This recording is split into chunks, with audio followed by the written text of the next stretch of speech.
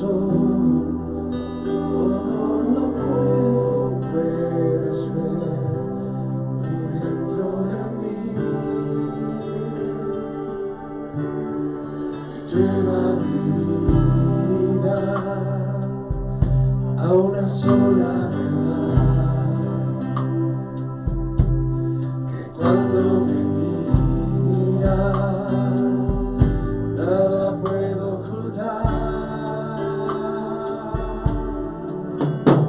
y sé que es tu fidelidad que lleva mi vida más allá de lo que puedo imaginar, y sé que no puedo negar que tu mirada puesta en mí me llena de tu paz. Sí, Dios, descanso en ti, mi Señor. Quiero descansar en tu fidelidad, Padre, confiando en lo que tienes para mí. Tus ojos revelan que yo nada puedo esconder, que no soy nada sin ti, oh fiel Señor. Todo lo sabes de mí, cuando miras el corazón, todo lo puedes ver muy dentro de mí. Lleva mi vida a una sola verdad, que cuando me miras nada puedo ocultar. Sé que es tu fidelidad que lleva mi vida más allá de lo que puedo imaginar, y sé que no puedo negar que tu mirada puesta en mí me llena de tu paz, y sé que es tu fidelidad que lleva mi vida más allá de lo que puedo imaginar. Sé que no puedo negar que tu mirada puesta en mí me llena de tu paz. Muy bien. Si tienen sus Biblias a mano, por favor vayan a ellas. Y quiero pedirles que empecemos usual, 2 Samuel capítulo 14. No es usual porque parecería no tener conexión con lo que vamos a hablar hoy, pero sí lo tiene. 2 Samuel capítulo 14. Es un pasaje un poco oscuro, es medio complejo. Si ustedes lo han leído o quieren leerlo en casa por completo, es un pasaje muy interesante, muy desafiante, muy difícil de entender. Pero hay una parte pequeña que me llamó la atención y que creo que es útil para el tema que vamos a trabajar hoy día. Hace 15 días trabajamos el tema de cómo reconciliar nuestra relación con Dios. La semana pasada hablamos de cómo reconciliarnos entre nosotros. Pero esa reconciliación va un poco más allá. Tenemos que llegar al punto de ser capaces de reconciliarnos con el mundo en el que vivimos. ¿Okay? Hay un mundo a nuestro alrededor que no está en paz con Dios y por lo tanto no va a estar en paz contigo y conmigo. Porque mientras tú y yo decidamos ser seguidores de Cristo, el mundo no va a estar en paz con nosotros y tú no vas a estar en paz con el mundo. El Señor una y otra vez dijo que no puedes estar jugando a servir a dos señores. O sirves a Cristo o sirves a las riquezas, al mundo, a tu posición, lo que sea. Pero no puedes jugar a servir a los dos. Si tú realmente estás sirviendo a Cristo, lamentablemente vas a entrar en conflicto con el mundo, con sus reglas, con sus normas, con sus principios. Si eres joven y quieres servir a Cristo y seguir a Cristo y ser obediente a Él, y de pronto tú dices, oye, yo no tengo problema con salir con mis amigos, me encanta salir con mis amigos, tengo un grupo de amigos que son súper chéveres, pero cuando ellos te dicen, no, vamos a salir el viernes y vamos a chumarnos y vamos a tomar, ese es el momento. Ese es el momento en el que tú tienes que decidir. O sigo a Cristo y entro en conflicto con el mundo, o me hago el mundo y entro en conflicto con Cristo. Y no te estoy diciendo que dejes a tus amigos. Te estoy diciendo que tienes que tener clara la línea que estás cruzando en el momento que dejas de honrar a Cristo y empiezas a vivir bajo los principios del mundo. No puedes jugar con los dos. Te va a salir muy costoso y va a ser triste, porque te vas a sentir mal en ambos lados. Las personas que yo he conocido, y en algún momento de mi vida yo también lo hice, que jugaban a ambos bandos, ¿no es cierto? Que jugaban al lado de yo soy cristiano, voy el domingo a la iglesia, pero cuando tengo una oportunidad de hacer una fiesta y farreo, lo que sea, no hice eso exactamente yo, pero hacía otras cosas con mis amigos. Me di cuenta de que era triste y las personas con las que he conversado que han vivido eso, viven tristes. Porque no están 100% satisfechos con su relación con Dios, ni están en paz con Dios. Y tampoco están 100% satisfechos de lo que están haciendo en el mundo. Van y hacen cosas en el mundo y luego se sienten mal por haberlas hecho. Y luego tratan de servir a Dios y no pueden hacerlo como quieren porque tienen la culpa de lo que hicieron. Y cuando van al mundo no pueden disfrutarlo completamente porque su conciencia les está quemando. Entonces no disfrutas ninguno de los dos. Es bastante absurdo. Es una vida mucho más amargada. O sea, más amargado que no ser un cristiano es ser un cristiano a medias. ¿Sí? Es mucho más amargado. Mucho más amargado. Si quieres decir, ve, yo no quiero ser tan infeliz, entonces no seas cristiano. Solo no seas cristiano y vas a ser un poco menos infeliz. No te voy a decir que vas a ser feliz, nunca lo vas a hacer. Lejos de Cristo no es posible. Pero vas a ser un poco menos infeliz. Sin embargo, si tú sigues a Cristo vas a ser feliz. Pero si escoges la opción de vivir a medias para Cristo y a medias para el mundo, vas a ser terriblemente infeliz. No vas a disfrutar de ninguno de los dos mundos. Y yo sé que suena súper duro y hoy en día que hablamos de esta onda de no hay que ser tolerantes, la reconciliación no es lo mismo que la tolerancia. Y quiero que empecemos dejando eso claro. El mundo en el que vivimos dice, tienes que aguantar a todo el mundo. Eso no es lo mismo que reconciliarte. Eso no es lo mismo que estar en paz. Tú vas a algún lado y ves a gente haciendo cosas que no te agradan. Y una parte tuya te dice, ay, qué feo, qué mal. Pero otra parte tuya dice, cállate, cállate. Si dices algo te han de caer. Entonces solo te callas y no dices nada. Pero no significa que te hayas reconciliado con esas personas. Solo significa que les tratas de tolerar. Y la tolerancia no es lo mismo que la reconciliación. Y Dios no nos mandó a tolerar al mundo. Dios nos mandó a reconciliar al mundo con Él. Y Samuel dice en este pasaje, así como el agua que se derrama en tierra no se puede recoger, así también todos tenemos que morir. Es decir, una vez que tú empiezas a vivir, que tu vida empieza a irse entre tus dedos, no hay nada que tú puedas hacer para regresarla. Tarde o temprano terminará. Pero Dios no nos arrebata la vida. Podría ser. Podría ser que tu vida y la mía termine mucho más rápido, pero no lo hace, sino que provee los medios para que el desterrado no siga separado de Él para siempre. Provee los medios para que aquel que ha sido desterrado, ¿sí se acuerdan de la idea de un destierro, no es cierto? Hoy en día ya no se usa mucho, aunque quisiéramos con un par de políticos corruptos desterrarles, pero no se usa mucho. Pero hubieron épocas donde si había alguien que realmente era nocivo para una comunidad, nocivo, del todo nocivo, que hacía cosas que traicionaban los valores y principios más profundos de esa comunidad, se le expulsaba y se le desterraba, se le alejaba de las tierras donde esa comunidad se movía y vivía. Porque esa persona era tan nociva, era tan destructiva, que se daban cuenta de que no podía vivir en paz con el resto. Entonces se le exiliaba, se le desterraba. Y Samuel dice, Dios podría hacer eso con nosotros. Nosotros nos alejamos de Él y Él dice, te alejaste, te quito la vida, o sabes qué, no quieres acercarte a mí, te quito la vida, porque estás desperdiciando aire. Y hay gente que vive su vida. Yo he escuchado a gente decir, este fulano, esta fulana, me caen tan mal, son una basura, no sirven para nada, hasta es un desperdicio el aire que respiran, están gastando el aire de los demás. Yo he conocido gente tan resentida con otros que les molesta hasta que estas personas usen su mismo aire. O sea, es como tu vida es un gran desperdicio, estás desgastando recursos de la tierra, sería mejor que estuvieras muerto.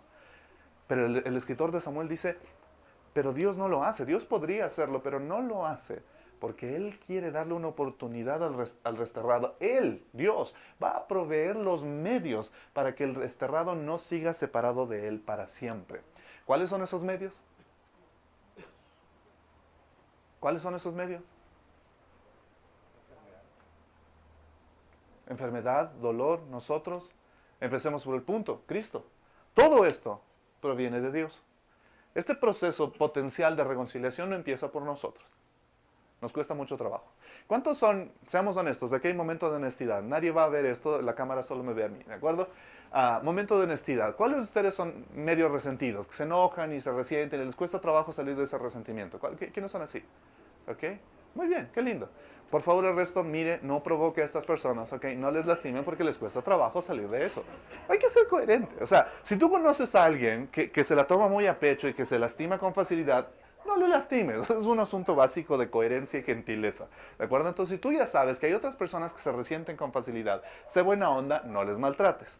Pero si tú estás en el lado de las personas que se resiente con facilidad y alguien te hace algo y tú dices, nunca más en mi vida quiero verte, no quiero oír más de ti, aléjate de mí, y te quedas con ese resentimiento, entonces necesitas trabajar en ello. Pero déjame decirte, eso no va a venir de ti. Es súper difícil que la capacidad de restaurar una relación provenga de uno mismo, porque nuestro orgullo nos gana. Y estamos pensando, ¿y por qué yo? ¿Y yo por qué tengo que ir a pedir disculpas? ¿Y yo por qué tengo que decirle algo? Si él es el que está haciendo mal, él es el que está parqueándose mal, él es el que está entrando mal, ¿por qué yo? Y Pablo dice, esto proviene de Dios, no es de nosotros, quien por medio de Cristo nos reconcilió consigo mismo y nos dio a nosotros, gracias Moni, el ministerio de la reconciliación. Todo lo que tú puedas hacer al servicio de Dios, todo, tiene como objetivo final que tú ayudes a reconciliar personas con Él. Te acabas de convertir en un mediador. ¡Padán! Se han graduado de eso. Tienen un título en el cielo de mediadores. Ustedes son personas que tienen que representar a Cristo para reconciliar a otros con Él. Eso es nuestro trabajo. No importa cómo lo hagas.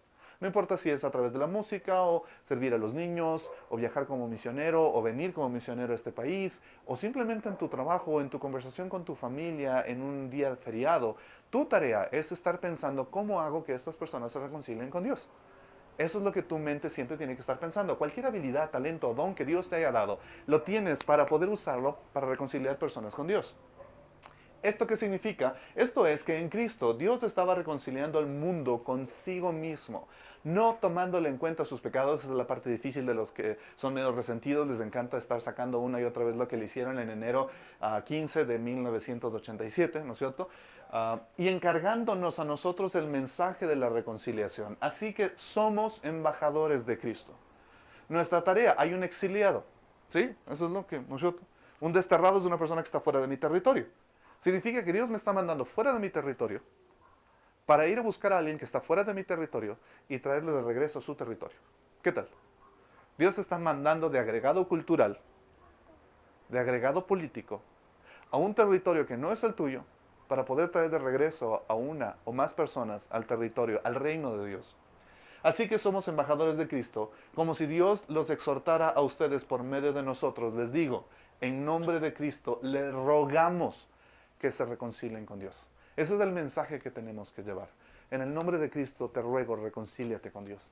No desperdicies más. ¿Han visto ustedes alguna relación cercana suya, un par de familiares que tenían una relación hermosa y algo empezó a pasar y esa relación se destruye y empieza a desmoronarse? Y tú ves eso y una parte tuya se duele, son tus hermanos, son tus primos, son tus padres quizás, son tus cuñados, y de pronto empiezas a ver eso, y tú te acercas y le dices, ve por Dios, no hagas esto.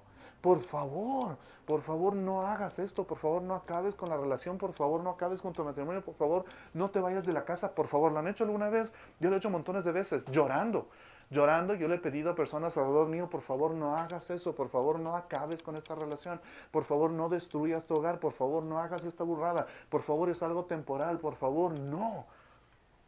Por favor, te lo ruego, reconcíliate con Cristo. Ese ruego vale la pena. Algunos de nosotros automáticamente pensamos, uy, no, pero eso es un atentado contra mi propia dignidad y me duele muchísimo. Sí, pero tu dignidad y la mía no sirve de nada si es que no la usamos para reconciliar personas con Cristo. Y si vas a sacrificar tu dignidad para algo, porque lo hacemos todo el tiempo. En el mundo en el que estamos, hay muchas personas todo el tiempo sacrificando su dignidad. ¿Lo sabían? Ustedes vean el Facebook y encuentras montones de personas sacrificando su dignidad. Poniendo fotos suyas en ropa interior, poniendo comentarios que son bastante ilógicos e incoherentes. Sacrifican su dignidad mostrando que están de acuerdo con valores y principios bastante absurdos. Es un sacrificio de su dignidad. Si la gente lo está haciendo, Si la gente está sacrificando su dignidad, ¿por qué no hacerlo tú y yo también? Sacrifiquemos nuestra dignidad. Pero en lugar de hacerlo por ganar unos likes, en lugar de hacerlo por tratar de ser populares, tú y yo hagamos algo interesante. Sacrifiquemos nuestra dignidad, nuestra posición, con el objetivo de reconciliar a alguien con Dios. Humíllate, pero con el objetivo de reconciliar a alguien con Dios. Hay una historia poderosa sobre esto. Lucas capítulo 10. Que es una que quizás muchos hemos escuchado, los que hayan asistido un buen tiempo a la iglesia o quizás crecieron y se desarrollaron en un ambiente cristiano, conocen esta historia. Lucas capítulo 10 desde el verso 25. Narra la historia de un momento en el que para muchos esto sería un descubrimiento impresionante. Para nosotros quizás ha perdido fuerza porque le hemos escuchado tantas veces que predecimos qué es lo que debería ocurrir y qué opción y postura deberíamos tomar. Pero Lucas capítulo 10, verso 25, nos narra la historia de lo que conocemos como la historia del buen samaritano. ¿No es cierto? ¿Sí? ¿Lo ubican? Hemos visto videos sobre eso, canciones sobre eso, quizás han leído los pasajes sobre eso. La historia del buen samaritano. Sin embargo, déjenme decirles que no es tanto así. Y no quisiera que se enfoquen en esa parte, porque vamos a analizarla de una forma un poquito distinta. Empieza el verso 25 diciendo, en esto se presentó un experto de la ley. Jesús estaba con un grupo de personas. Se presenta un experto de la ley con una premisa básica de antemano, poner a prueba a Jesús. ¿Ok? Este experto de la ley no se presenta. Era normal, era común, por si acaso, que cuando había un experto en la ley, un conocedor de la palabra de Dios en esa época, en la época de Jesús, si había un rabino, un maestro que se paraba en una esquina y empezaba a enseñar, era común que vinieran otros maestros, incluso a veces de otras líneas distintas o de otras religiones que estuvieran en la zona. Era gobernada por los romanos, así es que obviamente había una pluralidad de creencias. Era costumbre y era normal que si un maestro se paraba en una esquina y estaba hablando sobre una enseñanza, otro experto de la ley o conocedor de la palabra, de su fe, se acercara y le hiciera preguntas, con el objetivo de probar conocimientos y aprender. Era normal, no era algo extraño, era una forma de crecer, el debate, la interacción. Pero este maestro experto en la ley se acerca para poner a prueba a Jesús, ver qué tan buen maestro era, qué tan sabio era, qué tan conocedor era. Y le hace una pregunta, era lo normal. Si querías entrar en un debate, lo que haces son preguntas. Maestro, le pregunta, ¿qué tengo que hacer para heredar la vida eterna? ¿Qué tengo que hacer para heredar la vida eterna? ¿Qué tengo que hacer para heredar la vida eterna? Solo ese pasaje ya merece un análisis increíble. Esa pregunta pequeñita. Porque de alguna forma este maestro está asumiendo que la vida eterna se hereda. ¿Cómo la recibo de mis antepasados? ¿Cómo la recibo de mis padres o madres? Eso es lo que significa la palabra heredar. Estoy recibiendo algo de mis antecesores. Y Jesús replicó. Algo muy interesante en esa época era que los maestros, para probar su conocimiento, y eran entrenados de esa forma, cuando les hacían preguntas, ellos no respondían a la pregunta. Lo que ellos hacían era responder con otra pregunta. Preguntaban a la pregunta. Esa pregunta tenía que tener implícita la respuesta para demostrar que tú sabías lo suficiente como para poder construir una pregunta de la pregunta que te habían hecho. Un tipo de pensamiento muy complejo. Pensamiento crítico profundo. Jesús respondió, ¿qué está escrito en la ley? Tú vienes y me preguntas, yo sé que tú eres un maestro de la ley. Te devuelvo la pregunta porque sabes que ahí está la respuesta. ¿Qué está escrito en la ley? ¿Qué dice? Interesantemente, la postura de Jesús no es sentirse amenazado. Si hay algo que me encanta de Jesús, es que Él nunca ve su dignidad en amenaza. Él nunca se aposta en su orgullo y en su dignidad personal de decir, ¿y vos quién te crees para venir a preguntarme? Pudo haber sido una respuesta de Jesús, ¿no es cierto? Él está de pie, alguien viene y le hace esta pregunta, y Él pudo haberle dicho, disculpe, no recibo preguntas en este momento, estoy enseñando, y al final las preguntas, por favor. Jesús pudo haber hecho eso. Yo he conocido mucha gente que hace eso. A veces por darle orden a su presentación o por estructura. Pero Jesús no se siente amenazado. Le hacen la pregunta. Jesús sabía que era normal y Él recibe la pregunta. Y le devuelve con otra pregunta y le dice que está escrito en la ley. ¿Cómo la interpretas tú? Porque parte de la tarea de los maestros de la ley era invertir tiempo en construir su propia reflexión e interpretación de la Biblia, para luego compartirla con aquellos que fueran sus discípulos, sobre todo en aquello que eran detalles, porque lo complejo no era tener la idea grande de lo que ese pasaje decía, sino cómo lo entiendo en mi día a día, en las cosas chiquitas de la vida, cómo lo comprendo y lo aplico ahí, esa era la parte compleja. Entonces a veces distintos maestros tenían distintas perspectivas de respuesta desde un mismo pasaje para situaciones particulares de la vida. Como respuesta, el hombre citó, verso 27, un pasaje que nosotros conocemos. Y que es gracioso, muchas veces decimos, no, Jesús dijo, ama al Señor, y lo interesante es que Jesús no lo dijo. Está en la palabra, pero no fue él el que lo dijo el maestro a quien él preguntó. Este maestro, que acaba de ser preguntado por Jesús, le responde citando, ama al Señor tu Dios con todo tu corazón, con todo tu ser, con todas tus fuerzas y con toda tu mente. Y ama a tu prójimo como a ti mismo. De alguna manera, este maestro muy inteligente y sabio había logrado llegar a la conclusión de que la vida eterna se alcanzaba por amar a Dios con todo y amar a tu prójimo como a ti mismo. Esa era la llave de acceso a la vida eterna. Y Jesús le dice, verso 28, bien, bien contestado, bien, haz eso y vivirás. Y es ahí donde Jesús empieza a ponerle en jaque a este maestro de la ley. El maestro sabía, pero de alguna forma él estaba tratando de justificarse. Puso a prueba a Jesús. Y el verso siguiente, verso 29, nos lo dice. Él quería justificarse. Él quería justificarse porque existe una enorme diferencia, una gran brecha entre saber algo de la palabra de Dios y hacerlo. Esa es la parte difícil, ¿no es cierto? Tú y yo conocemos montones de pasajes de la Biblia. Tú y yo hemos escuchado montones de predicaciones. Quizás te sepas muchas canciones de alabanza. Quizás abras YouTube o pongas la radio de vez en cuando y escuches mensajes de la palabra de Dios. Lo difícil no es saberlo. Lo difícil es ponerlo en práctica. Y algo que Jesús constantemente está desafiando a la gente a su alrededor es, no me digas lo que sabes, hazlo. Y Jesús le dice, haz eso y vivirás. Pero este hombre que quería justificarse le pregunta a Jesús, y parece que aquí hay un detalle. ¿Quién es mi prójimo? Si me dices, ok, ama a Dios, no hay problema, sé quién es Dios. ¡Tada! Es el único verdadero, no hay más, sé quién es el verdadero Dios. Puedo amarle a Él con todo mi corazón, mi mente y mis fuerzas, de eso no es problema. Pero cuando entramos en el tema de ama a tu prójimo como a ti mismo, ¿quién es mi prójimo? ¿El que está al lado mío? Ahora, ¿esta persona que está al lado tuyo es igual a ti? Interesantemente, en esa época, la idea de prójimo giraba alrededor del principio de que tu prójimo era aquel que era igual a ti, que pensaba como tú. Ese era tu prójimo. De alguna forma habían construido esa idea. Qué absurdo. Tu prójimo era aquel que piensa como tú, se ve como tú, habla como tú, tiene tu estilo. Ese es tu prójimo. Retrógrado, absurdo, ¿o no? ¿Eso ocurría solo en esa época o seguimos haciéndolo hoy en día? La verdad es que tú y yo, cuando respondemos en la teoría a esta pregunta, ¿quién es mi prójimo?, sabemos la respuesta. Si has escuchado cualquier mensaje pequeñito sobre el amor de Dios, vas a saber que se refiere a cualquier persona que esté al lado tuyo, ¿no es cierto? Pero cuando tú y yo salimos a la vida diaria, tendemos a llevarnos con las personas que son iguales a nosotros, a mostrar mayor compasión con las personas que son iguales a nosotros. Incluso le damos preferencia a las personas que se parecen a nosotros, que tienen nuestro estilo de vida, nuestra forma de hablar, nuestro estilo de vestimenta. Nos resulta mucho más fácil relacionarnos con esas personas que con las personas que son diferentes a nosotros. Y entonces Jesús muy sabiamente le responde.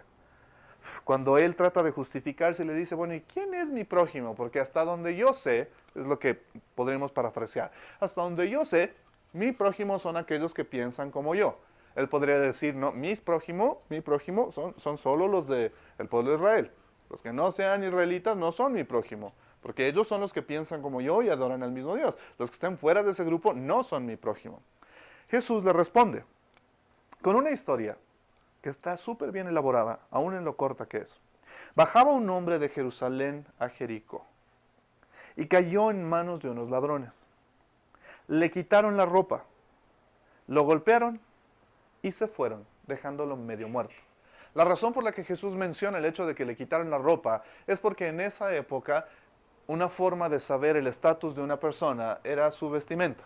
Así como hoy en día, ustedes se han fijado que ustedes y yo hacemos eso, a veces nos traiciona. Tú llegas a una reunión, sobre todo con gente que no conoces mucho, y automáticamente empiezas a observar. ¿Se han dado cuenta qué es lo que observamos para saber cuál es el estatus socioeconómico de la gente? ¿Qué cosas observamos? La ropa no es difícil, porque hoy en día encuentras ropa bonita en casi todos lados y hemos roto muchos de los estereotipos que habían en décadas anteriores, donde las personas con un estatus socioeconómico más alto se vestían con terno y corbata y vestido. Y hoy en día todos usamos ropa medio estándar, ¿no? Casual en general. Pero no es difícil darse cuenta que incluso yo he escuchado a muchos jóvenes decir, ay no, tú te puedes dar cuenta si vale la pena o no, solo mira qué celular tiene. A veces empezamos con cosas tan básicas como estas, ¿no es cierto? Tú ves qué celular tiene y automáticamente te haces una idea de cuál es su estilo de vida. Y a veces sutilmente le preguntamos a la persona, ay, ¿qué teléfono tienes? Y te saca y dice, yo tengo un Kyocera. Porque automáticamente, es interesante, cosas como estas te dan estatus. El auto que manejas, el sector donde vives, el tipo de casa que tienes. Esas cosas demuestran cuál es tu posición. E interesantemente, y ustedes pueden buscar en internet, muchos estudios han demostrado que nosotros estamos automáticamente impulsados a ayudar con mayor frecuencia a las personas que se ven mejor, que aquellas que se ven como pobres e indigentes. Cuando tú ves a una persona que se ve como pobre o indigente, automáticamente una parte tuya dice, venga, hay una implicidad de rechazo hacia esa persona que hace que te cueste trabajo incluso acercarte a esa persona. ¿No es cierto? Es lo que hacemos cuando paramos en el semáforo, ¿no es cierto? Y bajamos del vidrio para ayudar y es como, y así como que pase la moneda por ahí. Así. ¡Coja! Se cayó, no sé, buscarle, qué pena.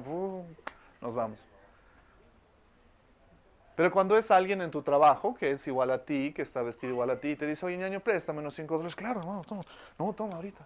No tienes problema en acercarte, es más natural, porque esta persona es igual a ti. Y esto nos traiciona. Quiero que ustedes y yo nos demos cuenta. Porque como cristianos es fácil decir, ay, sí, nuestro prójimo es la persona cualquiera que está alrededor nuestro. Sí, pero cuando tú y yo salimos a la calle, todas estas personas cuentan. Y de pronto descubres que no eres tan abierto a amar a tu prójimo como tú creías. Y Jesús automáticamente genera un enorme problema en su historia. No sabes qué estatus tiene esta persona porque está desnuda. La primera cosa que estos ladrones hacen es desvestirle, robarle la ropa, le golpean y se fueron dejándolo medio muerto. Resulta que viajaban por el mismo camino un sacerdote. Esta era una historia típica. Los rabinos solían contar historias que tenían elementos que se repetían. Y si ustedes se fijan, hay una secuencia ahí que Jesús empieza a marcar. Llega, ve, hace. Los personajes se mueven en ese sentido. Llegan, ven y hacen algo. ¿Ok? Quiero que tengan eso en mente. Y lo interesante es que en toda historia buena generalmente tiene que haber un héroe, ¿no es cierto? Ya se fueron a ver Avengers Endgame. ¿Quién vio Endgame ya? ¿Ok? ¿Quién no ha visto aún? Ok, no les vamos a generar spoilers, no sufran, está bien. Pero en toda historia, si quieres que sea buena y épica y que la gente se acuerde, una de las mejores estrategias es poner un héroe en la historia. Y de pronto Jesús ya puso a la víctima y los villanos, misteriosos, desconocidos, pero la víctima está ahí. Y lo que el héroe hace es pelear contra los villanos o en su defecto rescatar a la víctima.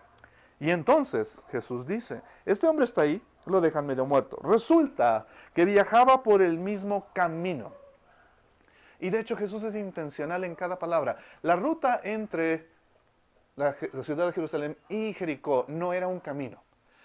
Atravesaba una zona rocosa que era sumamente estrecha. No era una zona plana, no era un camino ancho, no era un gran paso. En algunos puntos la roca se estrechaba y tenían que pasar una persona detrás de otra. Así también, entonces, por ese mismo camino aparece un sacerdote. Y la gente escucha eso y dice, el héroe de la historia, un sacerdote. Claro, era lógico. Estamos hablando de la persona más importante en el ámbito de la adoración a Dios. Esta persona que está en constante comunión con Dios. Esta persona va a ser el héroe de la historia. Al verlo, al ver al hombre tirado en el piso desnudo y sufriendo, adolorido y golpeado, se desvió. De hecho, otro texto diría, cruzó al otro lado, se cambió de vereda, lo cual era absolutamente imposible porque ese camino no permitía cruzarte al otro lado.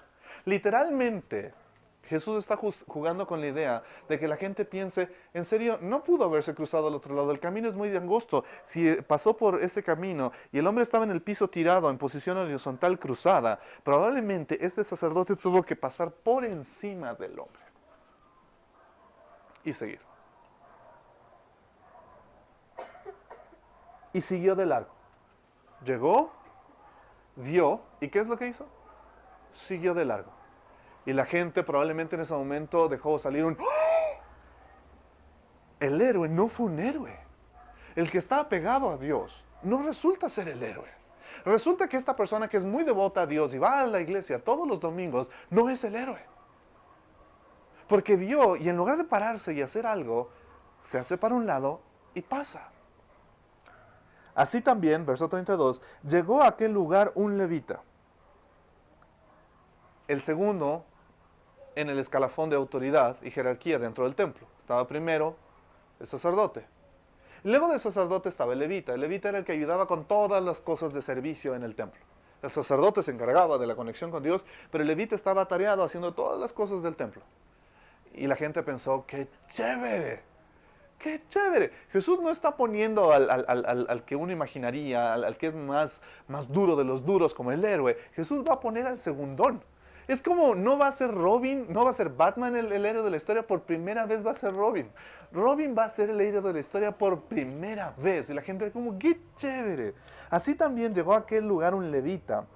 Y al verlo, se cambia al otro lado, se desvía, cruza al otro lado del camino y sigue de largo. Y entonces la gente entra en shock. Y dice, ok, si no fue el tipo que iba todos los días a la iglesia, si no era la persona que está sirviendo en un ministerio, ¿quién va a ser?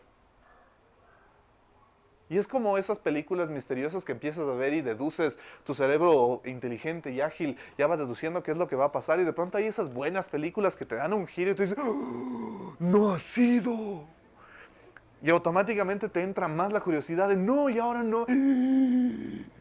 Tú decías, no, este es el asesino y él le va a salvar y ¡pase, morir uno! ¿Y ahora quién le salva? Y que entras en este shock en la historia. La gente de pronto está así, porque el sacerdote pasa de largo, pasa por encima. Y luego llega el levita y hace lo mismo. Llega, ve y se pasa por encima y es lo que hace. No ayuda. Y entonces ocurre algo que hubiera provocado... ¿Alguna vez alguno de ustedes, papá, le ha tapado los oídos a sus hijos porque han estado en medio de una conversación y alguien dijo algo inadecuado? ¿Lo han hecho alguna vez? Que le tapas los oídos rápido a tu hijo porque sale algo en la tele o estás en una conversación y no quieres que escuche eso porque no es adecuado para su edad. Ok, eso es lo que va a pasar en este momento. Ok. Verso 33. Pero un samaritano. Y el momento que Jesús dijo eso, todo el mundo le tapaban los oídos a los hijos. ¿Cómo? No puede ser. Un samaritano que iba de viaje llegó a donde estaba el hombre y viéndolo se compadeció. Llega, ve y se compadece. Los otros dos no. No hay compasión. Van a la iglesia, pero no hay compasión. Este hombre se compadeció de él. Se acercó. Le curó las heridas con vino y aceite. Y es interesante, ustedes pueden seguir leyendo y lo vamos a enlistar. Y se las vendó. Luego lo montó sobre su propia cabalgadura. Lo llevó a un alojamiento y lo cuidó. Y al día siguiente sacó 2 monedas de plata y se lo dio al dueño del alojamiento diciendo, cuídemelo por favor. Y lo que gaste usted de más cuidando los siguientes días, se lo pagaré cuando vuelva. Y el texto nos dice que este hombre samaritano hace 7 cosas. El resto no hizo una. Y él hace 7 y más. Está dispuesto a hacer más. Hace 7 y está dispuesto a hacer más. Hace 7 cosas. Para la gente que está escuchando la historia, esto es horroroso. Porque los samaritanos y los judíos no se llevaban. En un punto en la historia, el reino de Israel se dividió en el reino del norte y el reino del sur. El reino de Samaria y el reino de Judea. Y el reino de Samaria, durante una invasión, fue totalmente esclavizado y toda la población, excepto algunos niños, mujeres y ancianos, se quedaron. Y toda la población fue llevada cautiva a Babilonia. Y vino otra gente a vivir ahí. Y se mezcló. Entonces, para un judío, literalmente lo peor que podía haber era esta gente del norte. Eran mestizos. Eran mestizos. Eran mestizos. Eran mestizos. No eran puros. Eran mestizos. Y en nuestro medio, ¿cuáles serían esos mestizos? ¿Nosotros? Es difícil, ¿no? Tú conversas con alguien y en nuestro medio todos somos trigueños, todos somos quemados al sol, o sea, con ese solazo es difícil, ¿no? Pero de vez en cuando todavía escuchamos a alguien que dice, no, yo soy blanco, en serio. Hagamos un test de ADN para ver hasta dónde te lleva tu registro. Pero lo interesante es que aún en nuestro medio escuchas a gente decir, no, esos longos, cuando nos enojamos, ¿no? Cuando se enojan, no, esos longos, esos indios, de estos que viven acá. Y a veces todavía escuchas a la gente decir, un longo más longo que yo. ¿Qué? ¿Qué dice la frase? ¿Ah? Un longo más longo que yo me vine a longuear. Un cholo más cholo que yo me choleó. ¿No es cierto? Es lo que dicen, ¿no? Ay, no sabía esa. Pero lo curioso es que también decimos, cuando nos enojamos, se nos salió el indio. También, ¿no? Sí, esa parte es conveniente.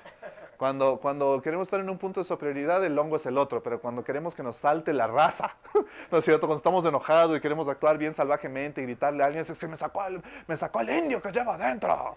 Ahí resulta que sí teníamos uno, ¿ok? Pero es interesante, en nuestro medio todavía vemos esa diferenciación. Y yo me hago una pregunta muy profunda y quiero que se la hagan el día de hoy como iglesia. Esta versión socapada de, no, ya no hay como decir longo, no, ya no digas indio, eso ya no se dice. Es porque realmente hemos llegado a la convicción cristiana, a la convicción profunda del Señor, que realmente somos hijos de Él, como hablábamos la semana pasada, todos por igual. O es solo porque estamos en una época donde hay tantas cámaras viendo, que nadie quiere ser políticamente inapropiado. Y nadie quiere que te señalen como la persona que rechazó a los demás por fuera. Por dentro, uy, eso sí, me guardo mi opinión. Pero por fuera que ni me cachen diciendo cosas feas de otro. Porque me van a sacar en el Facebook. Porque ahora la gente no tiene miedo de ir a la cárcel. La gente tiene miedo que pongan su cara en el Facebook. Eso tiene miedo. Que suban una foto tuya, un video tuyo haciendo algo indebido. La pregunta es, esta convicción aparente de no, tenemos que ser todos iguales y tratarnos todos por igual, ¿proviene de esta convicción profunda de compasión y misericordia que Dios ha puesto de somos hijos todos de Dios y todos merecemos y necesitamos ser reconciliados con Él? ¿O viene de la idea de no hay que rechazar a nadie porque luego te quedan viendo feo si le rechazas? Si dicen que tú dices, ese es un longo, te dicen, ay, no digas así. Uy, y en el Facebook suben, un amigo mío el otro día dijo longo. Y uno, ay, qué vergüenza, están hablando de mí. Y este hombre se atreve a hacer 7 cosas que los otros no hicieron. Él no llegó, dio y oró. Él no llegó, dio y pensó. Probablemente los otros se fueron pensando, se fueron analizando la situación. Incluso quizás alguno de ellos orando, Señor, por favor, ten compasión de ese pobre hombre. Pero este, que era un ajeno a la proximidad de los judíos, que era un enemigo de ellos, resulta mostrar compasión y llega, ve y hace. Y Jesús cierra su historia haciéndole la pregunta a este maestro, ¿cuál de estos 3 piensas que demostró ser el prójimo de aquel que cayó en manos de los ladrones? Y el maestro, sin opción, porque sabe que no hay otra respuesta, porque ya es obvia frente a toda la gente, dice, el que se compadeció de él. contestó este experto en la ley. Y Jesús le vuelve a decir, anda entonces y haz tú lo mismo. Haz lo mismo. Haz lo mismo. Y ese es el desafío que tú y yo tenemos, hacer lo mismo. El día de ayer estaba con mi esposa en un centro comercial en el sur de Quito. Fuimos a hacernos un chequeo médico. Mi esposa entró al consultorio, yo me quedé con mi sobrino. El enano obviamente quería dar una vuelta, pasear, y empezamos a dar vueltas. Y entonces se acercó un señor, pasa mucho en el Quicentro Sur, se han ido últimamente. No sé si eso sea inseguro, pero pasa. Se me acercó un señor y me dijo, disculpe caballero, con un cierto acento. ¿Puede ayudarme para comer yo y mis hijas? No sé si eso es cierto o no. Y automáticamente me puse a pensar, estoy con mi sobrino, ¿puedo usar en él el dinero? ¿Puedo decirle no? Tengo que regresar a ver, capaz que hay dos más atrás y me quieren robar entre los tres. Muchas cosas cruzaron por mi mente. Pero dije, está bien. Yo no sé el corazón de este hombre, probablemente sea cierto, probablemente no, no lo sé, no tengo idea. Así es que metí mi mano en el bolsillo y le di algo. Cuando me di la vuelta y empecé a caminar hacia uno de los juegos donde mi sobrino quería subirse, una señora se me acercó, que estaba con un niño también en esos juegos, y me dijo, no le dé. Y yo dije, esta es la típica que yo caí. Capaz que este es un típico de los que andan malos pasos, vicios, de lo que sea, y da vueltas de aquí pidiendo plata, y la señora lo ubica. Entonces le digo, ¿y por? Me dice, no, pues hay que dar a los nuestros, no a los ajenos. Porque este chico, hombre, era extranjero. Me di cuenta de que la preocupación de la señora, que por un lado suena un poco justo, ¿no? Yo he escuchado eso mucho en Facebook últimamente. Y uno ve la situación de Venezuela. ¿Han visto la situación en estos últimos días? Una persona que trabaja con mi esposo y conmigo, que es de Venezuela, nos mostraba videos que le mandaba a su propia familia. No son videos de terceros, de su familia. Su familia tirada en el piso en un puente peatonal.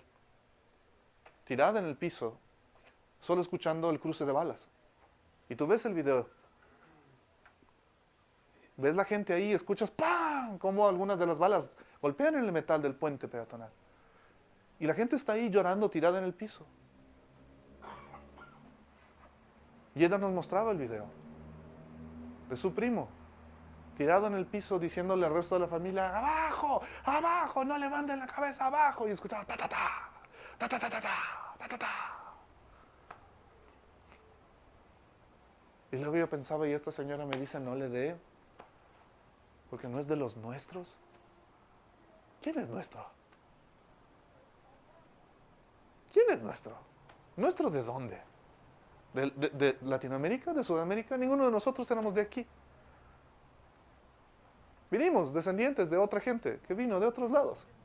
Y no eran de lo mejor, por cierto. Si ustedes estudian la historia de los conquistadores y la colonia, la mayor parte de la gente que llegó aquí a colonizar estas tierras eran criminales. Durante mucho tiempo usaron estas tierras para mandar esclavos y convictos que ya no cabían en las cárceles allá. Y a ellos les metían en los barcos y les traían porque eran carne de cañón, eran descartables, podían morirse en el viaje.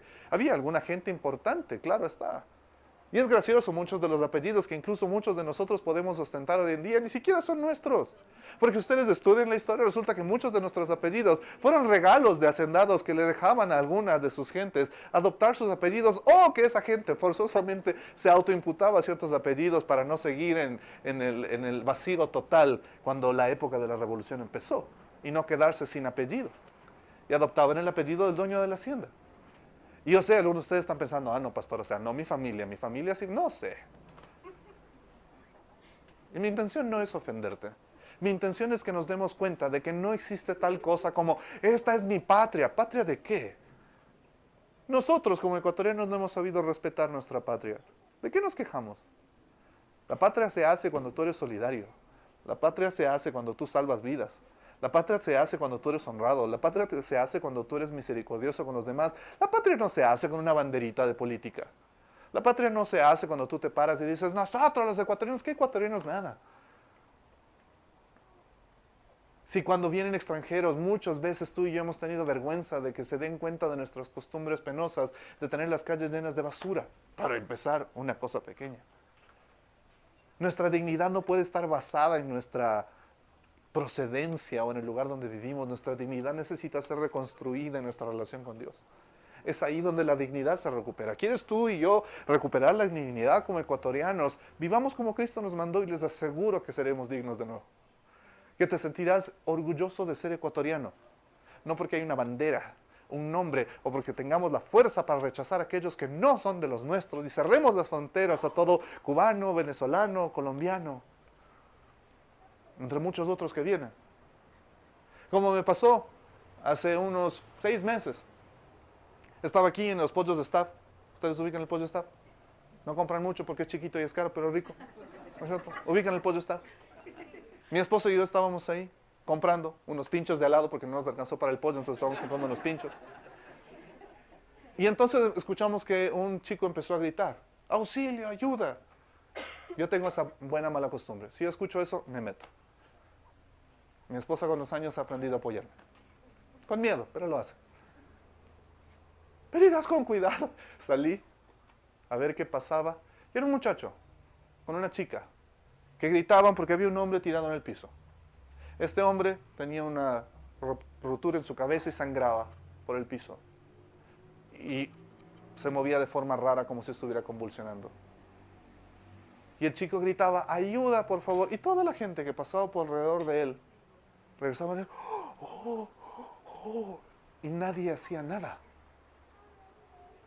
Me acerqué donde el chico y le digo, ¿qué pasó? Me dice, no sé, estábamos aquí, un auto se dio la vuelta, le topó, el hombre se cayó, se golpeó la cabeza y está en el piso, creo que está convulsionando, por favor, ayúdame, che. Era un chico chileno, mochilero, con rastas, zarrapastroso, olía feo, puedo decírselo. Su novia, simpática, llena de piercings, par de tatuajes, que eran novios. Y él me decía, por Dios, ayúdame, llama a emergencias, alguien tiene que venir. Perdón, no sé si estoy confundiendo el acento argentino, Max, gracias. Es que el Max me está haciendo así. No puedo ser chileno, lo siento. Perdón ese. Yo sé que los argentinos no son lo mismo que los chilenos.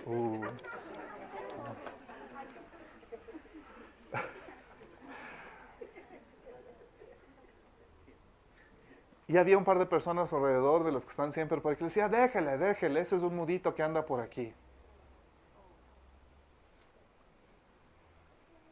Y este chico se dio la vuelta y le dijo, puede ser lo que sea, pero por Dios necesita ayuda. Llamé a emergencias, me contestaron. Les digo, mira, estamos en tal lado, hay un hombre herido en el piso. Entiendo que es su protocolo, entiendo que así funciona, pero la primera pregunta que me hicieron fue, ¿el hombre está alcoholizado? Le dije, ¿cómo voy a hacer? Huélame, hágame así. ¿Yo cómo voy a saber si está alcoholizado o no? Le digo, está inconsciente, está en el piso convulsionando, está con una herida en la cabeza. Señor, necesito saber si el hombre está alcoholizado o no. Porque si está alcoholizado, nosotros no vamos. Fue su respuesta, 911. 911, ¿ya? Para que los niños no marquen mal. Esa fue su respuesta. Y entonces veía la frustración en los ojos del chico y empecé a conectarme con él. Vi al hombre en el piso, pedimos que nos traigan de ahí unas toallas que tenían, no había más. Le pusimos con cuidado debajo de la cabeza y esperamos ahí más de media hora hasta que los servicios de emergencia llegaran. Y cuando llegaron, se bajaron de la ambulancia del lado del frente, cruzaron solo uno de ellos y la primera pregunta que me hizo, ¿cuál creen que fue? ¿Ya confirmaron si el señor está tomado? Porque si el señor está tomado, no le vamos a atender. Y creo que la furia del Señor se levantó como este viento en ese momento. Y me di cuenta. Y me puse a pensar, groseramente, un pensamiento equívoco de mi parte. Me puse a pensar, ¿cuántas personas? Porque ya había una buena cantidad de personas ahí, una buena cantidad de personas. Ya se hizo la foca, ¿no? Ya era una bomba ahí, para las ambulancias. ¿Qué pasa? ¿Qué? ¿Alguien se está muriendo? ¿Cierto? Nos encanta esa curiosidad. Y yo solo pensaba, ¿cuántas de estas personas que están alrededor mío son cristianas también? Pero ¿cuántas de esas hicieron realmente algo? Muchos de ellos llegaron, vieron y se fueron. Y estoy seguro de que mientras se iban en su auto iban orando. Seguro iban orando. Señor, ayuda a la persona que sea que esté ahí. Señor, ten compasión de esa persona. Señor, que no se muere y si se muere que se vaya al cielo. Estoy seguro que deben haber estado orando. Pero no hubo nadie más que ese chico, su novia, mi esposa y yo que nos quedamos ahí. Peleando, por cierto, con los de servicios de emergencias para que le atiendan al Señor. Mientras un par de personas de por ahí gritaban, déjele nomás, solo póngale algo en la cabeza nomás, es que es el mudito de aquí. Porque si no le han visto, es un señor con capacidad especial, que a veces está en el triángulo cuidando autos. No vale, no es de los nuestros. No se viste como nosotros, no habla como nosotros, no tiene el celular que nosotros tenemos.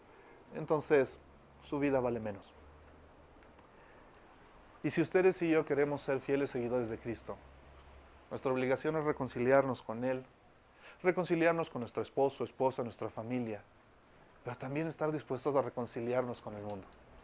A ver al mundo con la misma compasión con la que Cristo nos miró a nosotros un día cuando nosotros no valíamos nada. Quizás por fuera sí, por dentro no.